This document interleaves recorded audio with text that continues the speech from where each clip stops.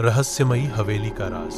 गांव के लोग कहते थे कि पुराने तालाब के पास खड़ी हवेली में आत्माएं भटकती हैं। रात होते ही वहां से अजीब आवाजें आती थीं, कभी पायल की छनक तो कभी किसी के रोने की धुन। रवि, जो शहर से छुट्टियों में गांव आया था, इन कहानियों को सुनकर रोमांचित हो गया। उसने तय किया कि वो इस हवेली का सच जानकर रहेगा। रात को टॉर्च और कैमरा लेकर वो अकेला हवेली में पहुंचा। अंदर धूल से ढकी पुरानी तस्वीरें, टूटी खिड़कियां और मकड़ी के जाले थे। अचानक ऊपर से किसी औरत की चीख सुनाई दी। रवि डरते डरते सीढ़ियां चढ़ा।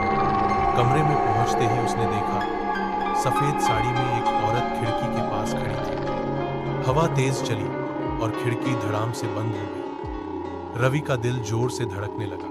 उसने टॉर्च की रोशनी उस औरत पर डाली और पल भर में वो परछाई गायब हो गई। डर के बावजूद उसने कमरे की तलाशी ली। तभी उसे दीवार पर टंगी एक पेंटिंग के पीछे एक छोटा दरवाजा मिला।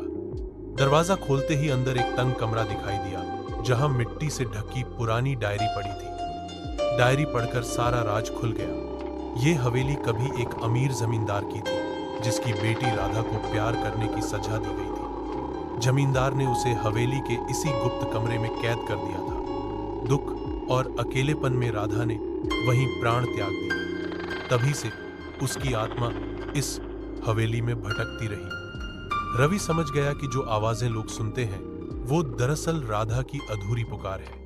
उसने हवेली के आंगन में पूजा करवाई और राधा की आत्मा को शांति दिलाई।